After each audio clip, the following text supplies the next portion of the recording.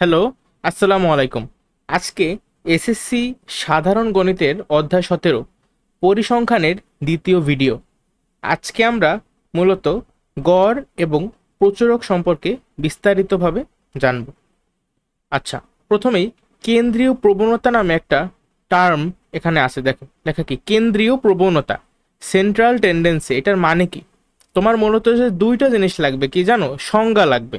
সংজ্ঞাটা কোথায় আছে? এই যে উপাত্ত সমূহের কেন্দ্রীয় মানের দিকে পুঞ্জীবিত হওয়ার প্রবণতাই হলো কেন্দ্রীয় প্রবণতা। ঠিক আছে, আর এই আগে পরে একটু রিডিং পড়ে নিও কষ্ট করে, নতুন তেমন কিছু নাই। আরেকটা জিনিস লাগবে, সেটা হলো কেন্দ্রীয় প্রবণতার পরিমাপ কয়টা? পরিমাপ হলো তিনটা। কি কি? প্রথমে হলো গিয়ে গড়, দ্বিতীয়ত আছে মধ্যক, আর তৃতীয়ত প্রচুরক। এখান থেকে এই দুইটা কোশ্চেন আসে। ঠিক আছে, এরপর দেখো গাণিতিক গড় কি। আমি যদি একটু ভাষাভাবে তোমাকে একটু বলতে চাই যে অ্যাকচুয়ালি কেন্দ্রীয় প্রবণতা মানে কি, ঠিক আছে? মনে করো আমাদের কাছে অনেকগুলো ইনফরমেশন আছে একটু অবিন্যস্ত আকারে। অবিন্যস্ত আকারে আমাদের কাছে কিছু ইনফরমেশন আছে, সেগুলোকে আমরা যখন বিন্যস্ত করব, বিন্যস্ত কিভাবে করতে পারি? ঊর্ধ্বক্রম অনুসারে করতে পারি, অধক্রম অনুসারেও করতে পারি। এখন এই বিন্যস্ত করার পরে দেখা যায় কি, একদম মাঝখানের দিক দিয়ে অনেক বেশি উপাত্ত থাকে। ঠিক আছে, প্রথমেও কম, শেষেও কম, কিন্তু মাঝখানে অনেক বেশি উপাত্ত থাকে। এইভাবে তুমি চিন্তা করতে পারো যে একদম বড় লোকও অনেক কম, আবার একদম ছোট লোকও অনেক কম, কিন্তু মাঝখানে কি মধ্যবিত্ত সংখ্যা অনেক বেশি। ঠিক আছে, এইভাবে মনে রাখা যায়। আচ্ছা, তাহলে দেখো আমরা এখন কেন্দ্রীয় প্রবণতার যে তিনটা পরিমাপ আছে সেটার প্রথমটা পর্ব, অর্থাৎ গাণিতিক গড়, যার ইংলিশ হলো এরিথমেটিক অ্যাভারেজ অর মিন। এই মিন মানে কিন্তু কি? গড়। মিনের ভালো কথা, মিনের আরেকটা অর্থ আছে, কি বলো তো? অর্থ বা অর্থ, তাই না? Meaning, mean, what do you mean? আচ্ছা দেখো, তাহলে আমরা জানি উপাত্ত সমূহের মানের আমরা কিন্তু গড়ের যে সূত্রটা এটা সবাই জানি। গড় সমান সমান কি বলো তো? ছোটবেলা থেকে শিক্ষা আসছো। গড় ইকুয়ালস টু হোয়াট? উপরে থাকে রাশিগুলোর সমষ্টি, তাই তো? আর নিচে কি থাকে বলো? রাশিগুলোর সংখ্যা। ভেরি গুড, রাশিগুলোর সমষ্টি বা রাশিগুলোর সংখ্যা। আচ্ছা, তাহলে তুমি আমার একটা কোশ্চেনের অ্যান্সার দাও তো, প্রথম পাঁচটা বিজোড় সংখ্যার গড় কত? এটা তো করাও লাগে না। প্রথম পাঁচটা বিজোড় সংখ্যা কে কে? 1, 3, 5, 7, 9। বোঝাই যায় যে এদের গড় হইলো 5। তুমি কইরাও দেখতে পারো কিভাবে। এই সব কয়টা যোগ করো, যোগ করলে কত হয়? 1 আর 3 4, 4 আর 5 9, 9 আর 7 16, আর 16 আর 9 কত? 25। 25কে যেহেতু এখানে পাঁচটা সংখ্যা আছে, তাহলে 5 দিয়ে ভাগ করবা। 25কে 5 দিয়ে ভাগ করলে কিন্তু 5 পাবো আমরা। ঠিক আছে, যদি এই টাইপের আসলে মানে এগুলো ছিল আমাদের ছোটবেলায় আসতো। ঠিক আছে, এখন আমরা একটু বড় হয়েছি যেহেতু এই টাইপের প্রশ্ন আসার সম্ভাবনা নাই বললেই চলে, তাও আসতে পারে, কে জানে। এখন আমরা যেহেতু একটু বড় হয়েছি, আমাদের একটু কি লেভেল আপডেট হয়েছে, তাই না? দেখো, এতকাল আমরা যে গড়গুলো বের করতাম আমাদের কাছে উপাত্ত দেওয়া থাকতো। ঠিক আছে, হয় অবিন্যস্ত আকারে দেওয়া থাকতো অথবা বিন্যস্ত আকারে দেওয়া থাকতো। বাট মোট কথা কি? মোট কথা হলো আমাদের কাছে উপাত্তগুলা দেওয়া থাকতো। মনে করো 20টা সংখ্যা আমাদের দেওয়া থাকতো, ওগুলোকে আমি সমষ্টি করে তারপরে আমি গড় বের করতাম। কিন্তু এখন আমরা শিখব যে আমাদের যদি একটা রেঞ্জ দেওয়া থাকে, ঠিক আছে, আমাদের ডিরেক্ট সংখ্যা দেবে না। মনে করো আমাদের কাছে সংখ্যাগুলো আছে এমন যে 1, 6, 8, 12, 16। এখন আমাদের এগুলো এইভাবে ডিরেক্টলি দেবে না। আমাদের কিভাবে করবে জানো? এইভাবে, এই যে রেঞ্জ আকারে দেবে। খেয়াল করো, এখানে শ্রেণীব্যাপ্তি বা রেঞ্জ আকারে দেওয়া আছে 25 থেকে 34। এই রেঞ্জের মধ্যে কয়টা সংখ্যা আছে? গণসংখ্যা হলো 5। মানে 25 থেকে 34-এর মধ্যে এক্স্যাক্ট কোন কোন সংখ্যা আছে সেটা কিন্তু আমাকে বইলা দেয় নাই। এখানে 26, 27, 28 কোনটা আছে সেটা বলে নাই। বলছে যে এই 25 থেকে 34 এই রেঞ্জের মধ্যে 5টা সংখ্যা থাকবে। ঠিক আছে, আবার 35 থেকে 44 এই রেঞ্জের মধ্যে 10টা সংখ্যা থাকবে। আমি কি জানি যে এর মধ্যে 40 আছে কিনা বলো? আমি কিন্তু জানি না 40 আছে কিনা, আমি কিন্তু জানি না 38 আছে কিনা। এক্স্যাক্টলি কোন কোন সংখ্যা আছে, কয়বার আছে, আমি কিচ্ছু জানি না। আমি জাস্ট জানি এই রেঞ্জের মধ্যে 10টা সংখ্যা থাকবে। এমনও হতে পারে যে 10টাই 37, আই ডোন্ট নো। আচ্ছা, এরপরে পরবর্তী রেঞ্জটা দেখো 45 থেকে 54। 45 থেকে 54-এর মধ্যে 15টা। তাহলে বুঝতে পারছো আমি কি মিন করতেছি? এখানে তোমার এক্স্যাক্ট যে সংখ্যাটা আগে যেভাবে আমাদের দেওয়া থাকতো সেইভাবে দেওয়া নাই, আমাদের কাছে একটা রেঞ্জ দেওয়া আছে। এখন যেহেতু রেঞ্জ দেওয়া আছে, আমরা কি করতে পারি? Any guess? আমাদের যে রেঞ্জটা দেওয়া আছে আমি সেইটার গড় বের করব, বুঝছো? যেহেতু আমি জানি না যে 55 64-র মধ্যে কোন সংখ্যা কতবার আছে, আদৌ কোন সংখ্যা আছে আমি তো সঠিক জানি না, এজন্য আমি 55 আর 64 এই দুইটার আমি গড় বের করব। আচ্ছা গড় তো বের করতেই পারি তাই না? সাপোজ যে 55 আর 64-র গড় কত, যোগ করো। 64-র সাথে 55 যোগ করলে কত হয়, সেটাকে আবার 2 দিয়ে ভাগ করলে আমরা গড় পেয়ে যাব। দেখো তো যোগ করলে কত হয়, 110 115 119, 119কে 2 দিয়ে ভাগ করলে কত, 59.5। ঠিক আছে, তাহলে 55 থেকে 64 এই যে শ্রেণী ব্যক্তিটা তুমি দেখতেছো এর গড় কত, 59.5। আর এই যে গড়টা আমি পাবো, প্রত্যেকটা শ্রেণীর কিন্তু আমরা গড় পাবো। এই 25 থেকে 34-এর একটা গড় আছে, এই প্রত্যেকটা শ্রেণীর আলাদা আলাদা আমি গড় ভ্যালুটা বের করব। সেই গড় ভ্যালুটাকেই আমি ধরে নেব। ঠিক আছে, যেমন গড় আমি কিভাবে বের করতাম, একেবারে রাশিগুলোর সমষ্টি, উপরে থাকতো কি রাশিগুলোর সমষ্টি, আর নিচে থাকতো রাশিগুলোর সংখ্যা। এখন যেহেতু আমার কাছে আলাদা আলাদা রাশিগুলো দেওয়া নাই, আমি কিন্তু ওইভাবে রাশিগুলোর সমষ্টি বের করতে পারি নাই। আমি কিভাবে করলাম, সাপোজ এই যে 25 থেকে 34-এর মধ্যে যে সংখ্যাগুলো আছে তাদের সমষ্টি কত, সেটা সমষ্টি আমি কিভাবে বের করব, আমি 25 আর 34-এর গড় ভ্যালুটা বের করছি বা মধ্যমানটা বের করছি। ঠিক আছে, শ্রেণীর মধ্যমান, সেই মধ্যমানের ভ্যালু কত আসছে, ভ্যালু কিন্তু আসবে সম্ভবত কত, 29.5 আসবে। তুমি যোগ করে 2 দিয়ে ভাগ করলেই পাবা 29.5। তাহলে আমি ধরে নেব যে এই শ্রেণীর মধ্যে যে সংখ্যাগুলো আছে তার গড় হইল 29.5।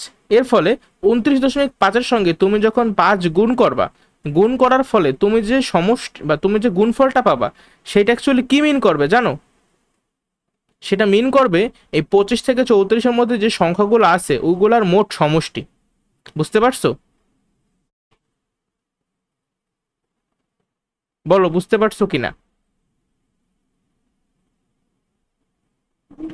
এটার সাথে একটা তুমি ফিল দেওয়ার জন্য আমি এভাবে বলতে পারি, আমরা একটা সূত্র শিখছিলাম ফিজিক্সে যে এস সমান সমান ভিটি, সমবেগের ক্ষেত্রে মনে আছে? কিন্তু যখন ত্বরণ হইতো তখন কিন্তু আমার এক্সাক্ট কোনো ভি এর মান থাকতো না, কারণ ত্বরণ মানে হইলো গিয়ে এই বেগের মানটা চেঞ্জ হইতেছে। সো তুমি কোনো একটা নির্দিষ্ট বেগের মান বসাইতে পারবে না। হ্যাঁ, 5 সেকেন্ডে যে বেগের মান 7 সেকেন্ডে যায় বেগের মান চেঞ্জ হয়ে গেছে। সো ওই সময় কি করতাম আমরা, একদম আদি বেগ আর শেষ বেগের গড় বের করতাম, সেই গড় বেগটা আমরা এই ভি এর জায়গায় বসাইতাম। এটা হইতো না আমাদের সূত্রটা। এখানে কিন্তু অনেকটাই সেম টাইপেরই কাজ করা হয়েছে। যেহেতু আমার এক্স্যাক্ট কোনো সংখ্যা দেওয়া নাই, এজন্য আমি কি করছি, এই যে রেঞ্জটা আমার দেওয়া, এই প্রত্যেকটা রেঞ্জের আমি মধ্যমান বের করছি। এই মধ্যমানই হলো কি এদের গড়। ঠিক আছে, ওই মধ্যমানের সাথে আমরা সংখ্যাগুলোকে গুণ করছি, ফলে কি প্রত্যেকটা শ্রেণীর আলাদা আলাদা সমষ্টি বের হয়েছে। কি বের হয়েছে, প্রত্যেকটা শ্রেণীর আলাদা আলাদা সমষ্টি বের হয়েছে। এইভাবে তুমি যদি প্রত্যেকটা শ্রেণীর সমষ্টি যোগ করো তাহলে কি তুমি মোট সমষ্টি পাবা না, মানে তুমি রাশিগুলোর সমষ্টি পাইতেছো। দেন তুমি দেখবা যে মোট গণসংখ্যা কত বা রাশিগুলোর সংখ্যা কত, তারপরে রাশিগুলোর সমষ্টিকে রাশিগুলোর সংখ্যা দিয়ে ভাগ করবা, তাহলেই কিন্তু হয়ে যাবে।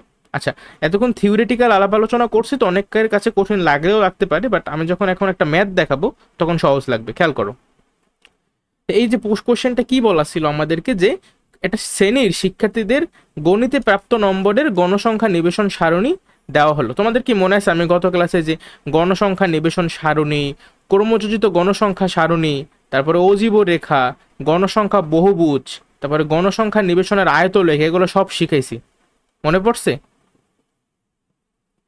যদি কেউ না দেখো মানে না মনে পড়ে তাহলে ভিডিওটা আবার দেখবা। আচ্ছা খেয়াল করো, তাহলে এখন বলছে কি যে আমার গাণিতিক গড় নির্ণয় করতে বলা হয়েছে। আচ্ছা বুঝলাম, এখন কিভাবে করব আমি, এখানে দেখো কি বলা, যে শ্রেণী ব্যক্তি দেওয়া আছে বিধায় শিক্ষার্থীদের পার্সোনাল বা প্রত্যেকের আলাদা আলাদা ব্যক্তিগত নাম্বার কিন্তু আমাদের জানা নাই। তো এর ফলে কি করতে হবে, প্রত্যেকটা শ্রেণীর, এই যে দেখো প্রত্যেকটা শ্রেণীর মধ্যমান নির্ণয় করতে হবে। ওই মধ্যমানকেই আমরা ভ্যালু কনসিডার করব। ঠিক আছে, তো এখন দেখো মধ্যমান আমরা কিভাবে বের করব, আমার প্রথমে দাও একদম নিম্ন সীমা কত 25 আর উচ্চ সীমা কত 34, তাহলে এই নিম্ন সীমার সাথে উচ্চ সীমা যোগ কইরা এটাকে 2 দিয়ে ভাগ করবা, তাইলেই কিন্তু আমরা এই মানে কি বলো এটার এভারেজ পাবো। ঠিক আছে, বা শ্রেণীর যে মধ্যমানটা পাবো, এই সূত্র লেখছে। এখন নিচে কি করছি দেখো, আমার এখানে কলাম যে আছে 4টা, কি কি কলাম? আমার মূলত লাগবে কি? আমার লাগবে রাশিগুলোর সমষ্টি আর রাশিগুলোর সংখ্যা। এখন রাশিগুলোর সমষ্টি যদি আমি বের করতে চাই, দেখো আমি যা বলছি সেটাই করছে। এই যে শ্রেণী ব্যক্তি 25 থেকে 34, তো এই শ্রেণীর মধ্যমান কত? 29.5 বের করছে কিভাবে? এই সূত্রের মাধ্যমে বের করছে। আবার 35 থেকে 44 এর মধ্যমান কত? 39.5। তো এইভাবে করে আমরা কিন্তু প্রত্যেকটা শ্রেণীর মধ্যমান বের করতে পারবো, তাই না? পারবো কিনা বলো? তো শ্রেণীর মধ্যমান এটাকে আমরা এক্সআই দিয়ে প্রকাশ করব, ঠিক আছে? এটাই নিয়ম। আমরা কি দিয়ে প্রকাশ করব? এই এক্সআই দিয়ে প্রকাশ করব, ঠিক আছে? শ্রেণীর মধ্যমানকে অলওয়েজ এক্সআই, আর গণসংখ্যাকে অলওয়েজ আমরা এফআই দিয়ে প্রকাশ করব। এটা জানি মনে থাকে, ভোলা যাবে না, ঠিক আছে? মধ্যমান মানে এক্সআই আর গণসংখ্যা মানে এফআই। তাহলে এফআই এক্সআই মানে কি? এফআই এর সাথে এক্সআই গুণ, তাই তো? অর্থাৎ গণসংখ্যার সাথে শ্রেণীর মধ্যমান গুণ করবা। দেখো 29.5-এর সঙ্গে 5 গুণ করলে আমার গুণফলটা আসে যে এইটা। এভাবে তুমি প্রত্যেকটা শ্রেণীর ক্ষেত্রে প্রত্যেকটা জিনিস বের করতে পারবা না? তোমার কোশ্চেনে শ্রেণী ব্যক্তি দেওয়া ছিল আর গণসংখ্যা দেওয়া ছিল, তুমি এক্সট্রা কি করছো? তুমি শ্রেণী ব্যক্তি থেকে শ্রেণীর মধ্যমানটা বের করছো, তারপরে সেই শ্রেণী মধ্যমানের সাথে গণসংখ্যা গুণ করে এফআই এক্সআই এর একটা আলাদা কলাম করছো। এখন এই এফআই এক্সআই কি মানে মিন করতেছে কি? এফআই এক্সআই জিনিসটা কি? কোশ্চেন আসতেই পারে। ওই যে আমি বলছিলাম না যে প্রত্যেকটা শ্রেণীর আলাদা আলাদা সমষ্টি। ধরো এই যে শ্রেণীটা, এই শ্রেণীর মধ্যে যে উপাত্তগুলো আছে সেই উপাত্তগুলার সমষ্টি মোট কত? সেই সমষ্টিটাই হইলো 147.5। যদি আমার কোশ্চেন এভাবে দেওয়া থাকতো যে 25 থেকে 34-এর মধ্যে মনে করো আছে যে 25 আছে, তারপর 29 আছে, 32 আছে, 30 আছে আর 28 আছে, তাইলে কিন্তু আমরা এগুলো যোগ করতে পারতাম, তাই না? যোগ করতে পারতাম, যোগ করলে এরকম একটা ফল আমরা পাইতাম। বাট যেহেতু আমাদের কাছে এই সংখ্যাগুলো নির্দিষ্টভাবে দেওয়া নাই, এর ফলে আমি বাধ্য হয়ে কি করছি? আমি এই শ্রেণীর মধ্যমানটা বের করছি। সেই মধ্যমানের সাথে আমি দেখছি যে এই শ্রেণীর মধ্যে কয়টা সংখ্যা আছে বা গণসংখ্যা কত, তার সাথে গুণ করছি। আর যে সংখ্যাটা আমি পাইছি এটা কি মিন করতেছে? এই শ্রেণীর মোট সমষ্টি বা এই শ্রেণীর মধ্যে যে উপাত্তগুলো আছে সেই উপাত্তগুলার মোট সমষ্টি। বুঝতে পারছো এবার? এভাবে কিন্তু এই শ্রেণী 35 থেকে 44, এই 35 থেকে 44 শ্রেণীর মোট সমষ্টি কত? 395.5। এইভাবে পৃথক পৃথক ভাবে আমি প্রত্যেকটা শ্রেণীর মধ্যে অন্তর্গত যে উপাত্তগুলো আছে সেই উপাত্তগুলোর সমষ্টি বের করছি। তারপরে বলো এই সকল সমষ্টি বা যত প্রত্যেকটা শ্রেণীর আলাদা আলাদা সমষ্টিগুলো যদি আমি যোগ করি, তাহলে কি আমি একদম 25 থেকে শুরু করে যে 94 এই টোটাল শ্রেণী ব্যক্তি বা টোটাল মানে যত উপাত্ত আছে প্রত্যেকটা সমষ্টি পাই যাব না? তো এইটাই হলো সেই সকল উপাত্তের সমষ্টি। আর রাশি কয়টা, তাই না? মানে উপাত্ত কয়টা দেওয়া আছে, তাই না? এটা কি এই যে গণসংখ্যাগুলো আমি যোগ করছি, তাইলেই তো বের হয়ে যাবে যে কতগুলো আমার উপাত্ত দেওয়া আছে বা কত জনের নাম্বার দেওয়া আছে। 100 মানে কি? 100 মানে হলো কি এখানে 100 জন শিক্ষার্থী, 100 জন শিক্ষার্থী, বুঝছো? আর এই যে 6190 এটা কি মিন করতেছে? এটা মিন করতেছে আমার মোট নাম্বার, কত নাম্বার পাইছে মোট। ক্লিয়ার? আচ্ছা, এখন একটু প্যাচ আছে এখানে, একটা নতুন নতুন ঠিক না, পুরোনি, বাট অনেকের কাছে একটু ঝামেলা লাগতে পারে। এই যে একটা সাইন দেওয়া, এই সাইনটার নাম কি? এই সাইনটার নাম হইলো সামেশন, ঠিক আছে? সামেশন মানে হইলো সমষ্টি। বুঝতে পারছো? সামেশন মানে কি? সামেশন মানে হইলো সমষ্টি। এখন সাপোজ আমার এখানে দেওয়া আছে যে সামেশন অফ কি দেওয়া যায়? সামেশন অফ জোড় সংখ্যা। সামেশন অফ কি? জোড় সংখ্যা। এখানে নিচে একটা লোয়ার লিমিট সেট করতে হবে, মানে যেটা থেকে গণনা শুরু করব আমরা। ইনিশিয়াল মানে কি? শুরু, ঠিক আছে? আই ইকুয়ালস টু মনে করো আমি দিলাম যে 6, আর উপরে থাকবে আপার লিমিট বা কোন পর্যন্ত যাবে। ধর আমি দিলাম এটা 50। এখন এই জোড় সংখ্যা এটা দ্বারা কি বুঝিতেছে তুমি কি বলতে পারবো আমাকে? সামেশন অফ জোড় সংখ্যা মানে জোড় সংখ্যাগুলোর সামেশন। সামেশন মানেই তো সমষ্টি, তাই না? মানে জোড় সংখ্যাগুলোর সমষ্টি। এখন জোড় সংখ্যা তো অগণিত, জোড় সংখ্যার সেট তো একটা অনন্ত সেট, গণনা করে শেষ করতে পারবা না। 2 4 6 8 করতে করতে চলতেই থাকবে। তো আমি এর সমষ্টি যদি বের করতে চাই, আমাকে অবশ্যই একটা লিমিট সেট করতে হবে যে কোথা থেকে শুরু করে কোন পর্যন্ত যাব। ঠিক আছে, তাহলে দেখো আমাদের এই যাত্রা শুরু হবে 6 থেকে, অর্থাৎ আমি 2 4 2 4 কিন্তু কাউন্ট করবো না, আমি 6 থেকে শুরু করবো। 6, 6 পরবর্তী জোড় সংখ্যা 8, তারপরে 10, এভাবে করতে করতে 12 14, এভাবে ডট ডট ডট ডট, একদম লাস্টে কত থাকবে বলো তো? এখানে যেহেতু আপার লিমিট 50, তাহলে 50। এবার বুঝতে পারছো এই সামেশন দিয়ে মূলত মানে কিভাবে ফাংশন করে জিনিসটা? আচ্ছা, এতকাল আমরা লিখতাম উপরে যে রাশিগুলোর সমষ্টি আর নিচে থাকতো রাশিগুলোর সংখ্যা, কিন্তু যেহেতু এখন আমরা একটু আপডেট হয়েছি, এই জন্য এই রাশিগুলোর সমষ্টিকে দেখো, আমাদের যেহেতু এখন উপাত্তগুলো আলাদা আলাদাভাবে দেওয়া নাই, আমাদের একটা রেঞ্জের মধ্যে দেওয়া ছিল, সেজন্য আমি কি করছি, প্রত্যেকটা শ্রেণীর উপাত্তের একটা অ্যাপ্রক্সিমেটলি যে সমষ্টি সেটা বের করছি, তারপরে সবকটা যোগ কইরা 6190 পাইছি, তাই না? এখন তাহলে যে 6190 তুমি পাইলা, কিভাবে পাইলা? তুমি দেখো এই যে এফআই এক্সআই, এইটাও এফআই এক্সআই, এই প্রত্যেকটাই কিন্তু FI XI, FI XI, FI XI, FI XI, FI XI. এখন এইটা হইলো যেহেতু প্রথম, তাহলে এইটা হইলো F1 X1, 147.5 কি F1 X1, এইটা কি তাহলে দ্বিতীয়টা F2 X2, বুঝতে পারছো? F3 X3, এইটা হলো F4 X4, F5 X5, F6 X6, F7 X7, 7 পর্যন্তই হবে, কারণ এখানে তুমি গুণনা দেখো যে শ্রেণী সংখ্যা কিন্তু 7, 1টা 2টা 3টা 4টা 5টা 6টা 7টা। ঠিক আছে, এখন তাহলে আমরা উপরের রাশিগুলোর সমষ্টি আর লিখি না, আমরা এইভাবে জিনিসটাকে প্রকাশ করে দেখো, উপরে থাকে এইটা, মনে করো নিচে থাকে রাশিগুলোর সংখ্যা, রাশিগুলোর সংখ্যা দেখো তো রাশি কয়টা বা গণসংখ্যা কত হয়েছে মোট? 100 না? যাকে কিন্তু আমরা এন দিয়ে প্রকাশ করি, এই যে নিচে রাশিগুলোর সংখ্যা এন দিয়ে প্রকাশ করি একে, এই অঙ্কে কিন্তু এটার মান 100। আর রাশিগুলোর সমষ্টি কিভাবে প্রকাশ করি? এই যে সামেশন অফ কি FI XI, summation of FI XI. এখন ইনিশিয়াল পয়েন্ট কত? আই এর ভ্যালু কত? শুরু হয়েছে কত থেকে? 1 থেকে না? কারণ এটা F1 X1, F2 X2, I এর মান কিন্তু 1। আর কোন পর্যন্ত যাবে বলো?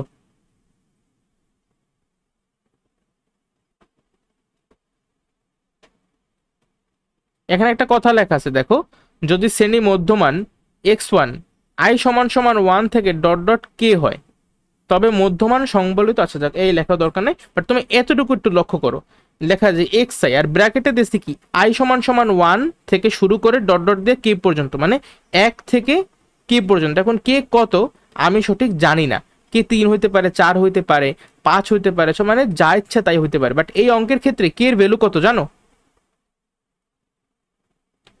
আমার যতগুলা শ্রেণী তো সেইটাই হইলো গিয়ে কে এর মান, এখানে 7টা শ্রেণী না, তাহলে কে এর ভ্যালু কত? কে এর ভ্যালু কিন্তু 7। আমি তো দেখাইছি যে F1 X1 F2 X2 সবকিছু যোগ করতে করতে লাস্টে ছিল কি প্লাস F1 মানে F7 X7। যাই হোক, এখানে 7 লেখা লাগবে না, তুমি মুখস্থই করতে পারো যে উপরে থাকবে সবসময় কে, মানে এখানে লেখাটা লিখে নেবে যে যদি শ্রেণী মধ্যমান এক্স আই সমান সমান 1 ডট ডট কে, না লেখলেও হয় আর কি। ঠিক আছে, সারা নিজেরাও এটা দেখতে অভ্যস্ত, খুব একটা সমস্যা হবে না আশা করি। যাই হোক, এখন এই পর্যন্ত আমি যে এই যে লেখাটা লিখছি, লেখাটা কোনো সমস্যা আছে তোমাদের বুঝতে? বলো। উপরে হলো রাশিগুলোর সমষ্টি আর নিচে হলো রাশিগুলোর সংখ্যা। এখন আমাদের বইগুলোতে করছে কি এই জিনিসটা, দেখো এই জিনিসটা কি করা হয়েছে, এই ডিভাইডেড বাই এন নিচে ভাবে না দিয়া 1/n এই আকারে দিয়েছে। আমি তো জানি এইভাবে আমি লিখতে পারি কিনা, মনে করো 2/5, এটাকে আমরা কি এইভাবে লিখতে পারি 2 × 1/5? বলো,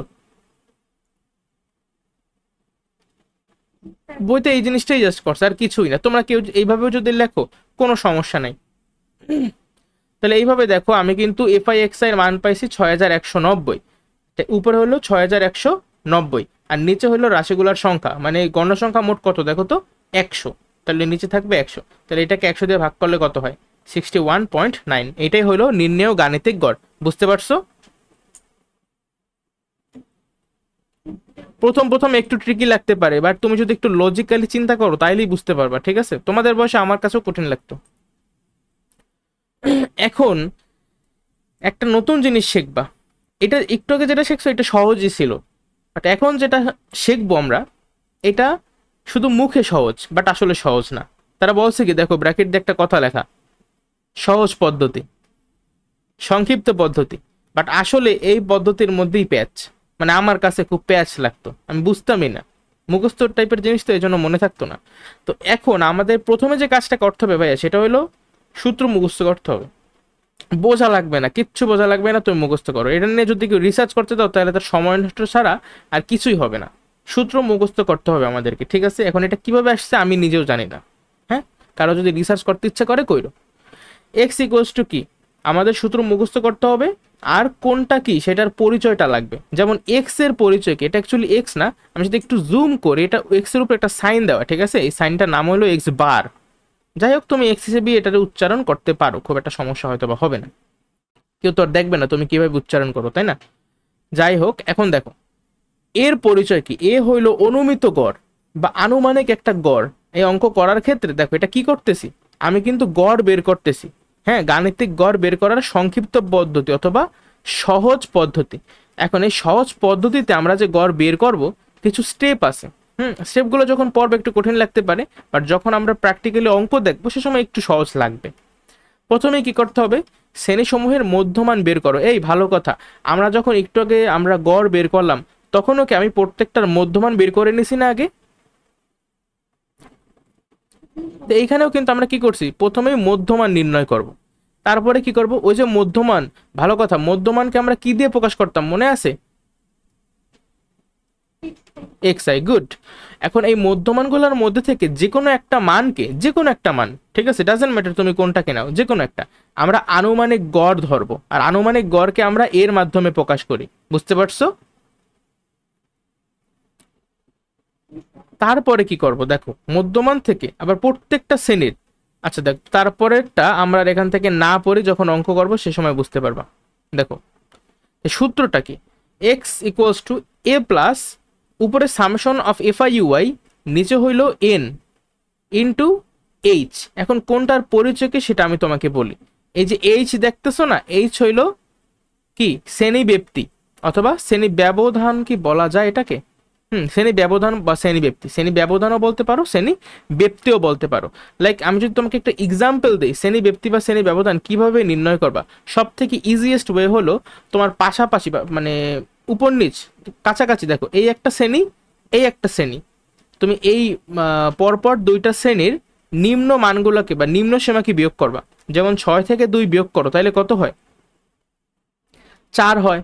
অর্থাৎ আমার শ্রেণী ব্যক্তি বা শ্রেণী ব্যবধানের মান হলো 4, বুঝতে পারছো? তাহলে আবার আমরা চাইলে কিন্তু পরপর দুইটা শ্রেণী নিয়ে উচ্চসীমা থেকে উচ্চসীমা বিয়োগ করতে পারি। 10 থেকে 6 বিয়োগ করো, তাহলেও বাবা 6। এটা সব থেকে মানে সিম্পল ওয়ে শ্রেণী ব্যবধান বা শ্রেণী ব্যক্তি বের করার। তো এই গেল আমাদের এইচ, এইচ হলো আমাদের শ্রেণী ব্যক্তি। এ কি, এ তো বললামই যে অনুমিত গড় বা আনুমানিক গড়, যেটাকে আমরা ধরে নেব। আর এক্স বার, এক্স বার হইল গিয়া যে আমাদের যে জিনিসটা আমরা বের করতেছি সেইটা, মানে গড়, গাণিতিক গড়। এন মানে কি, এটা মানে হইল গিয়া মোট গণসংখ্যা, ঠিক আছে, মানে মোট কতগুলো উপাত্ত দেওয়া আছে। উপরে আছে summation of F I UI. Summation of F I UI মানে কি বলো তো? লিমিট মনে করো আই হইল গিয়া 1 আর উপরে মনে করো কে, তাহলে কি যে f1 u1 plus f2 u2 plus এভাবে f3 u3 dot dot plus fk uk, বুঝতে পারছো?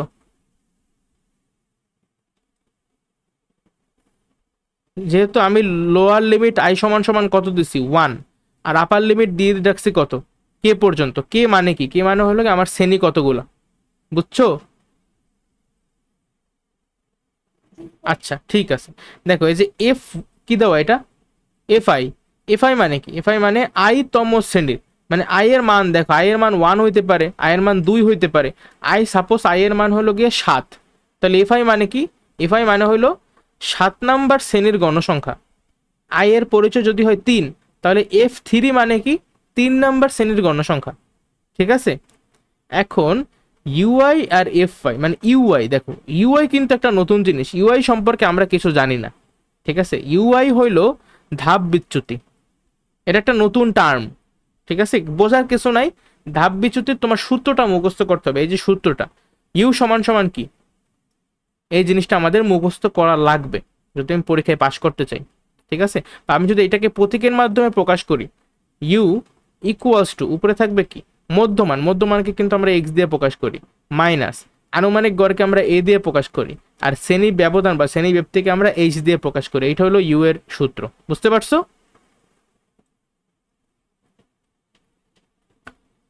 তা আমাদের, বা এটা ইউ না, ঠিক বলবো ইউআই, ইউআই সমান সমান X I minus A divided by H, এই যে আমাদের সূত্র।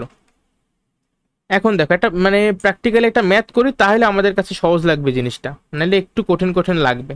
খেয়াল করো, উদাহরণ 8 কি বলা আছে এখানে, যে কোন একটা দ্রব্যের উৎপাদনে বিভিন্ন পর্যায়ে যে খরচ সমূহ 100 টাকায় হয় তা নিচের সারণীতে দেখানো হয়েছে, সংক্ষিপ্ত পদ্ধতিতে গড় নির্ণয় করে। দেখো আমাদের কোশ্চেনে সাধারণত বলবে গড় নির্ণয় করো, বুঝছো?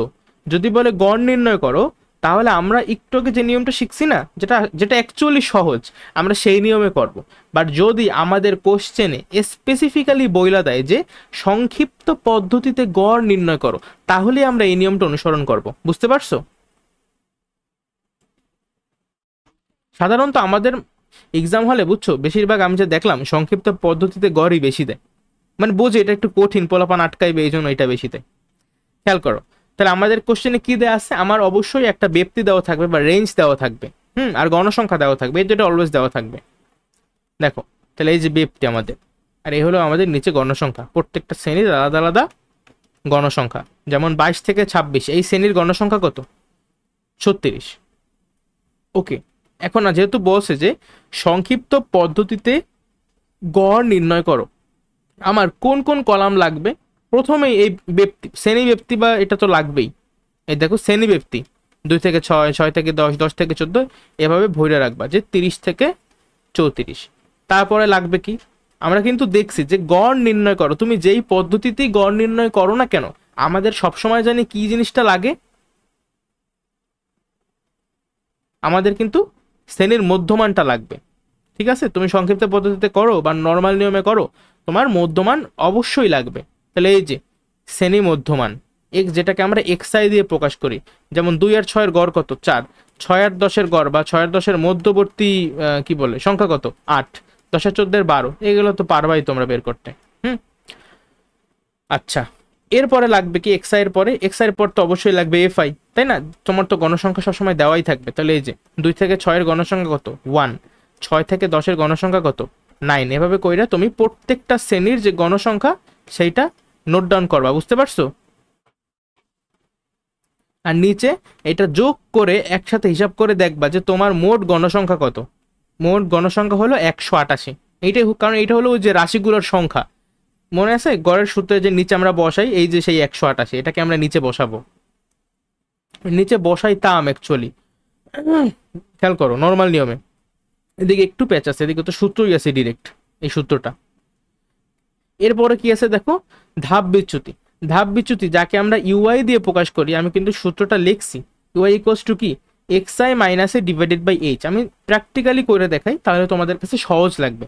যেমন আমি তোমাদেরকে প্রথমেই বলছিলাম যে যেহেতু সংক্ষিপ্ত পদ্ধতিতে আমরা গড় বের করতেছি, আর সংক্ষিপ্ত পদ্ধতিতে গড় বের করার জন্য তোমার শ্রেণী মধ্যমান তো প্রত্যেকটা শ্রেণীর তুমি বের করছোই, সাথে সাথে যে কোনো একটা এই মধ্যমানগুলোর মধ্যে থেকে যে কোনো একটা ভ্যালুকে তুমি অনুমিত বা আনুমানিক গড় কনসিডার করবা।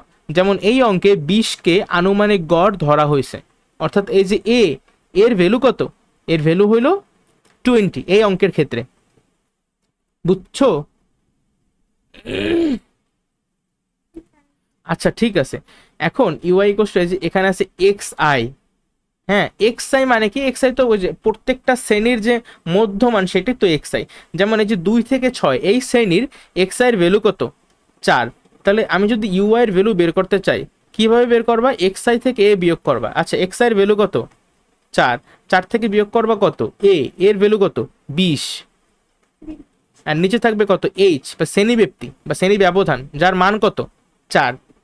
তাহলে 4 থেকে 20 বিয়োগ করলে হয় -16, আর -16কে 4 দিয়ে যদি তুমি ভাগ করো তাহলে হবে প্লাস মাইনাসে -4×4=16।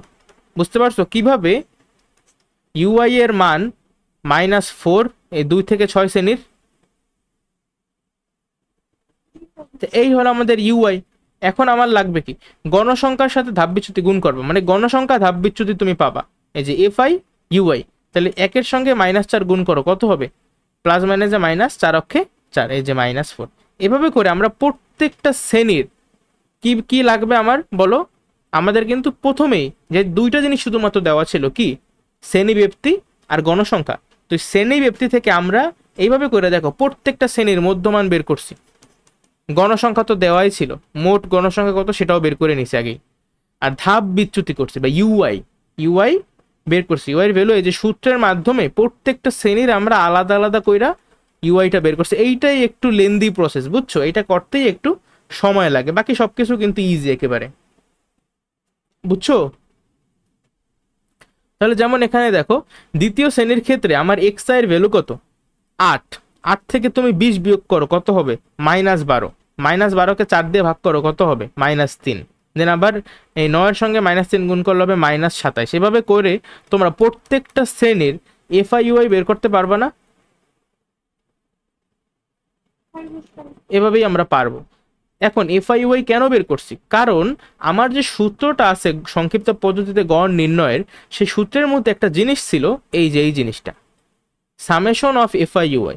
খেয়াল করো এই সূত্রের এই যে এর ভ্যালু কিন্তু আমি এই অঙ্কে 20 ধরছি, তার মানে আমি এর ভ্যালু জানি। আবার এই যে এইচ বা শ্রেণী ব্যক্তি এর ভ্যালু কিন্তু 4, এর ভ্যালুটাও আমি জানি। এই যে এন এর ভ্যালু কিন্তু 188, এইটাও আমি জানি। তাহলে এই যে আমি এই যে ধাপ বিচ্যুতি করলাম, তারপরে গণসংখ্যা ধাপ বিচ্যুতি, এত কাহিনী করলাম, এটা কেন করছি? Just because of this summation of FIUI. তাহলে তুমি দেখো প্রত্যেকটা শ্রেণীর আলাদা আলাদা, এই যে এটা হলে গিয়ে প্রথম শ্রেণীর মানে F1 U1, F2 U2, F3 U3, F4 U4, বুঝছো কি করছি? এখন প্রত্যেকটা যোগ করা লাগবে, তাইলেই তো তুমি সামেশন অফ এফআইইউআই পাবা।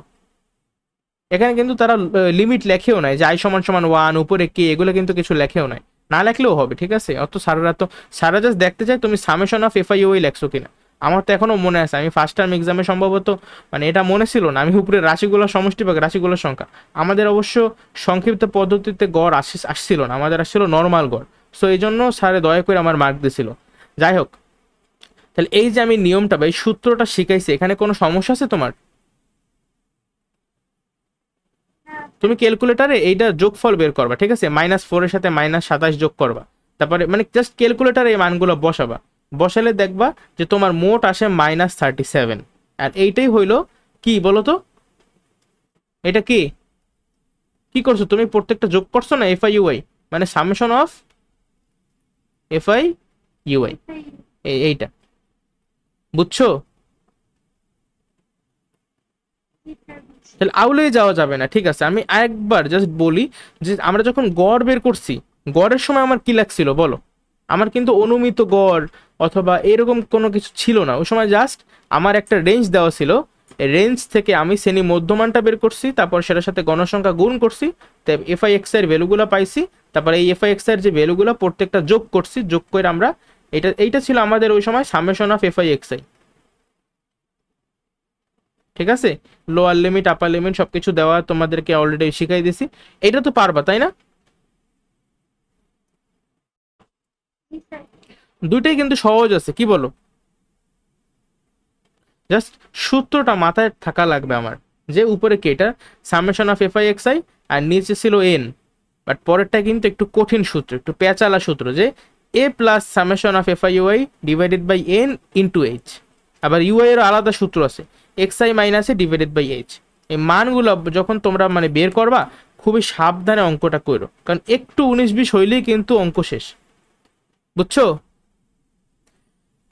এখন এদিকে একটা নতুন জিনিস আছে, এটা আমি আসলে খুব একটা কাজের জিনিস না, বাট আমার কোনো কাজে লাগে না আসলে এই সূত্রটা, তারপরেও তোমরা নিজেরা একটু দেখে নিও। এখানে কি বলা, যে রিডিংটা তোমরা নিজেরা পড়ো, যে কি কোনো একটা মনে করো উপাত্তের আমার চলক টলক দেওয়া আছে, যেমন x1 x2 x3। আচ্ছা আচ্ছা, এটা পড়লেও তুমি কিছু বুঝবে না। একটা কাজ করি তাহলে, ডিরেক্ট একটা অঙ্ক করে, এই যে উদাহরণ নয়, এই অঙ্কটা হলো কি এই জিনিসটার উপর ভিত্তি করে। তুমি যে সূত্রটা দেখো যে এক্স ডাব্লিউ ইকুয়ালস টু, উপরে হলো গিয়ে X I W Y, summation of X I W Y, যেখানে লোয়ার লিমিট আই সমান সমান 1 আর উপরে দেওয়া এন। আগের অঙ্কে যেভাবে আমরা কে ধরছিলাম এখানে ধরছি এন, ঠিক আছে? এন ধরাই কিন্তু অ্যাকচুয়ালি সহজ।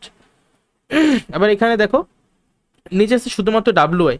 অনেকে চিন্তা করতে পারো ভাইয়া এখানেও ডাব্লিউ ওয়াই আছে এখানেও ডাব্লিউ ওয়াই আছে, মাঝখানে তো ভাগ চিহ্ন, তাহলে কাটাকাটি করে দিই। ভাইয়া এইভাবে তুমি কাটাকাটি করতে পারবা না। হ্যাঁ, কাটাকাটি করতে কেন পারবা না কেউ কি জানো?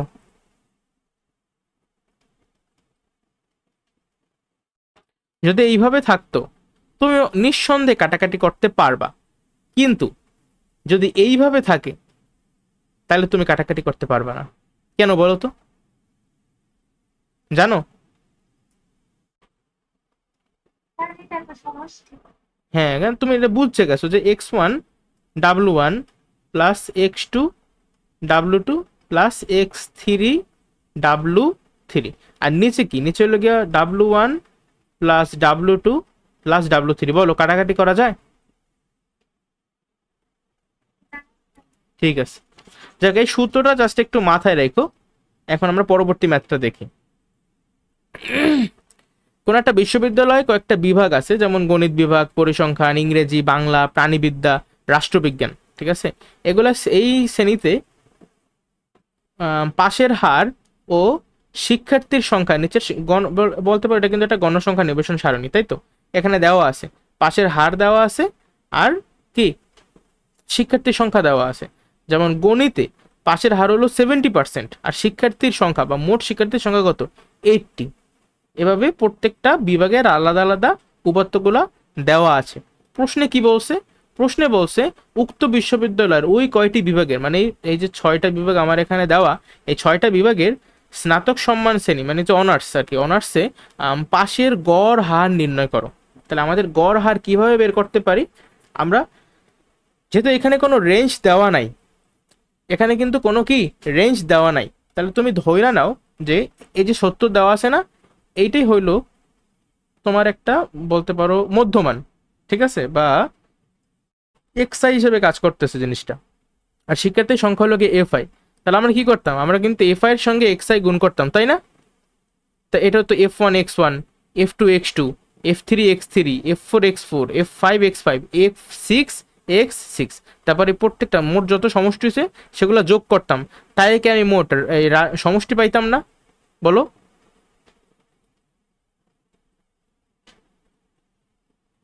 বুঝছো? ওই যে উপরে রাশিগুলোর সমষ্টি বা আমি মোট, খেয়াল করো এখানে পাশের হার ও শিক্ষার্থীর সংখ্যা দেওয়া আছে। পাশের হারের ভার হলো শিক্ষার্থীর সংখ্যা।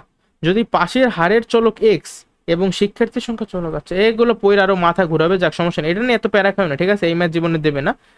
দেখো কি করছে, এই যে আমাদের এক্স আই আর এইটা হলো এখানে ডাব্লিউ ওয়াই লেখছে, বাট তুমি এটা এফ ওয়াইও লিখতে পারো, ডাজেন্ট ম্যাটার, ঠিক আছে? এফ আই এক্স আই করবে, প্রত্যেকটার এফ আই এক্স আই করবা। তারপরে এইটা হলো কি আমাদের summation of F I X I, আর এটা হলো কি আমাদের মোট গণসংখ্যা কত বা রাশিগুলোর সংখ্যা কত, ঠিক আছে?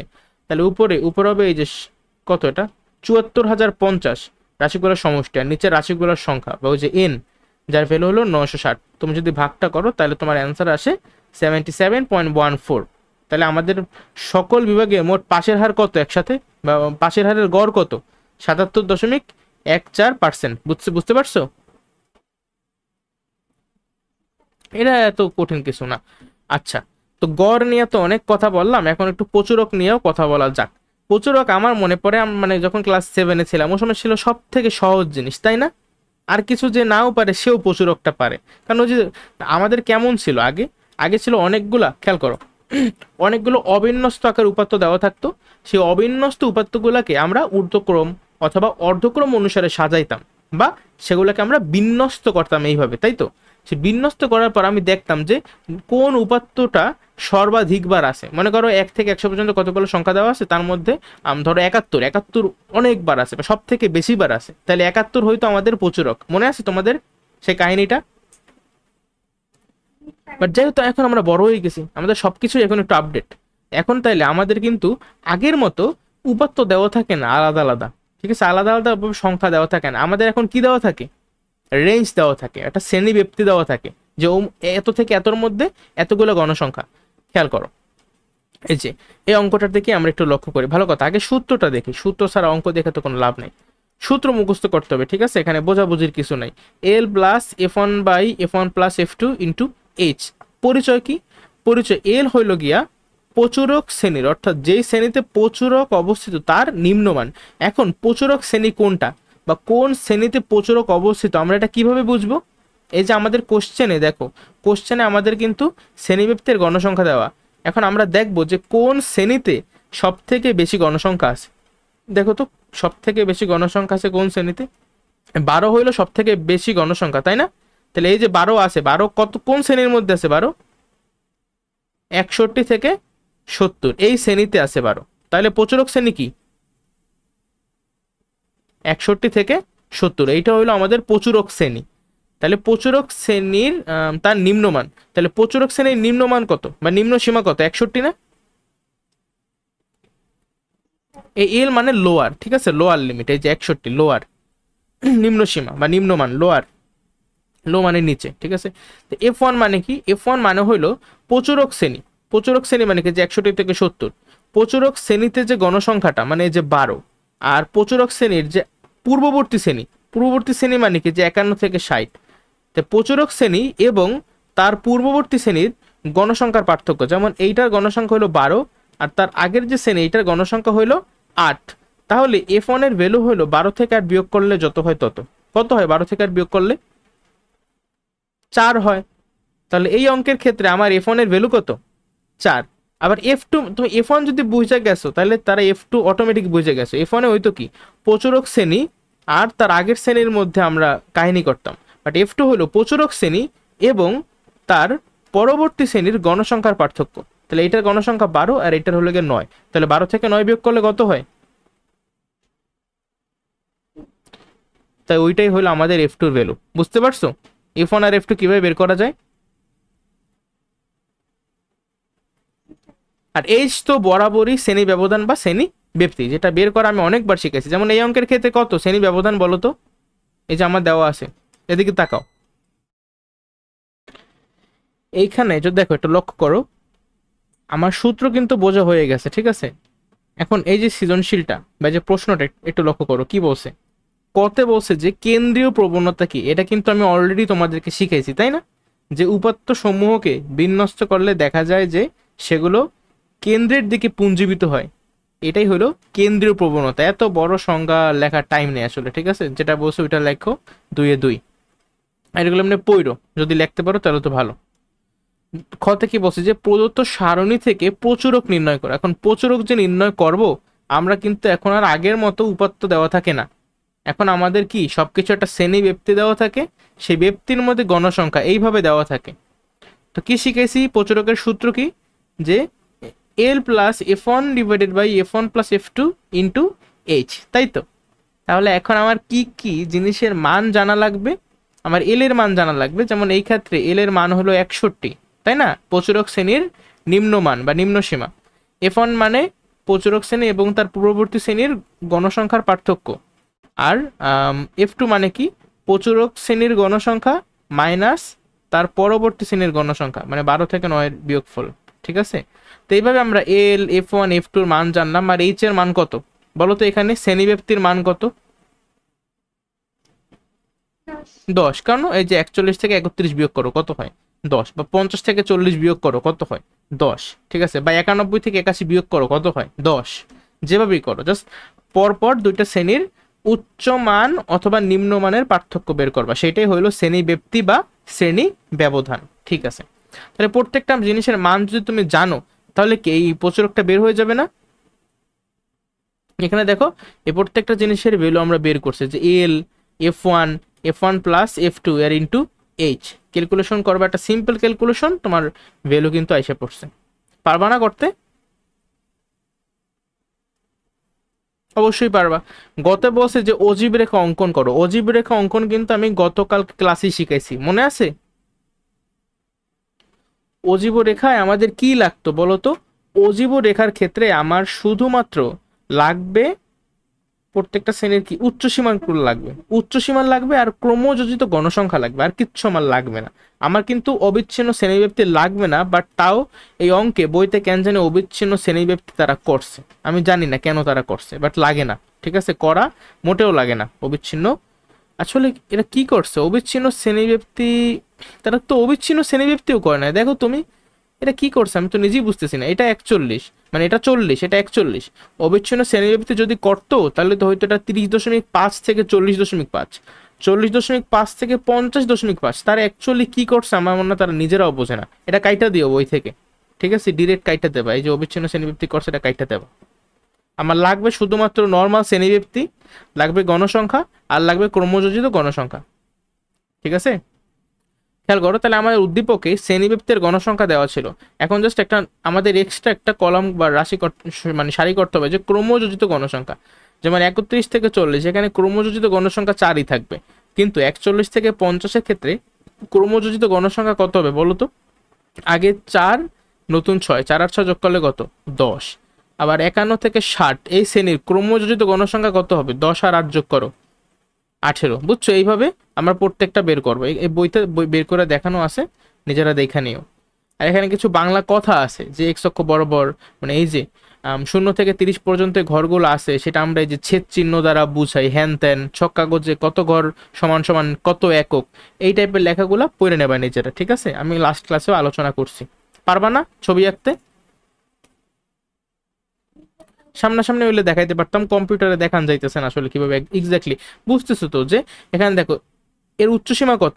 40 না? তাহলে তুমি 40 বরাবর 4 বসাবা, তারপরে 50 বরাবর 10 বসাবা। দেখো 40 বরাবর এইটা হলো গিয়ে আমাদের কত?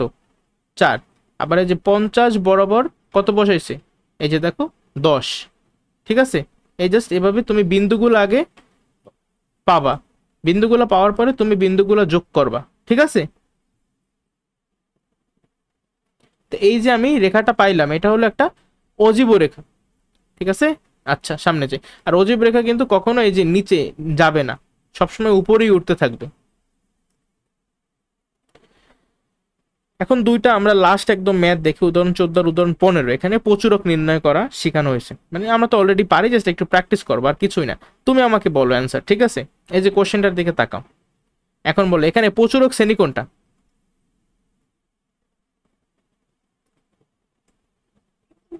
ভেরি গুড, এই 41 থেকে 50 হলো আমাদের প্রচুরক শ্রেণী।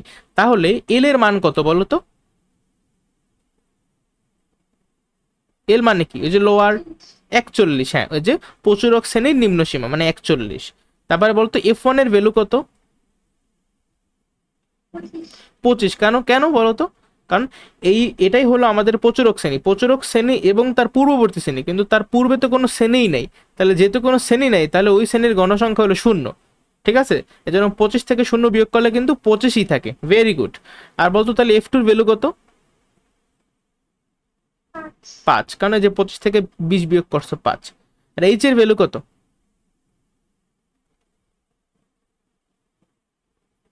এইচ এর ভ্যালু শ্রেণীব্যাপ্তি কত? 10। এই যে 51 থেকে 41 বিয়োগ করো 10। তাহলে এইভাবে কি আমরা প্রত্যেকটা মান পাইলাম। এখন জাস্ট একটা সিম্পল ক্যালকুলেশন। ঠিক আছে, যে উপরে হলে গিয়ে 25, নিচে 25 আর 5 যোগ করলে কত? 30। কাটাকাটি করতে পারো, তারপরে আবার 10-এর সঙ্গে গুণ করবা, সেই গুণ ফলের সঙ্গে আবার 41 যোগ করবা। ঠিক আছে, যে 41 এর সাথে 8.33 যোগ করছে 49.33 হয়েছে। এগুলো আমাদের প্রচুরক। কোনো সমস্যা আছে প্রচুরকে বলো? এগুলো কিন্তু এমসিকিউতে আসবে। ঠিক আছে, যে প্রচুরক নির্ণয় করো, প্রচুরক শ্রেণী কোনটা, এই যে এগুলো কিন্তু আসে যে নিচের কোনটি প্রচুরক শ্রেণী কোনটি। ঠিক আছে, F1 এর ভ্যালু কত, F2 এর ভ্যালু কত, বা ডিরেক্ট এটাও আসতে পারে যে প্রচুরকের মান কত। এমসিকিউতেই আসবে। দেখো তাহলে এখানে প্রচুরক শ্রেণী হলো আমাদের 41 থেকে 50, তাহলে এল এর মান হলো কি 41। খেয়াল করো যে দেখো এমসিকিউতে আমরা কিভাবে করবো, যে এল এর মান 41 প্লাস F1 এর মান কত? F1 এর মান হলো এখানে 5। F2 এর মান কত? আগে লেখো F1 প্লাস F2 এর ভ্যালু কত বলো? F2 এর ভ্যালু 25 নাকি 0?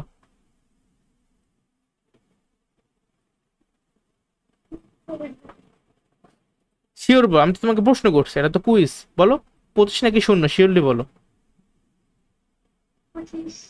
আচ্ছা ঠিক আছে, হয়েছে। কেন? কারণ এর পরবর্তী শ্রেণী কত? এর পরবর্তী শ্রেণী হলে 51 থেকে 60, এই 51 থেকে 60-এর মধ্যে কিন্তু কোনো গণসংখ্যা নেই, মানে শূন্য। তাহলে 25 থেকে শূন্য বিয়োগ করলে কিন্তু আমার 25 হয়, এই জন্য 25 ইন্টু এইচ এর ভ্যালু কত? 10। তাহলে সিম্পল ক্যালকুলেশনটা কত? 5/30, মানে কি? আচ্ছা 5 ছক 30, মানে 1/6। 10কে আবার 6 দিয়ে ভাগ করলে কত হয়? 5/3, মানে 1.66।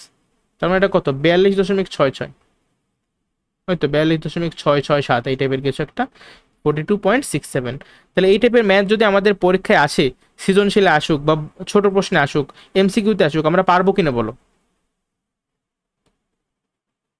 আজকে যে যে ম্যাথ আমরা করাইলাম, এখানে কোনো সমস্যা আছে বুঝতে? আচ্ছা ঠিক আছে, তাহলে আজকে ক্লাস এই পর্যন্তই। তোমরা সবাই নিজেরা ভালো থাকবা, অপরকেও ভালো রাখবা। আসসালামু আলাইকুম।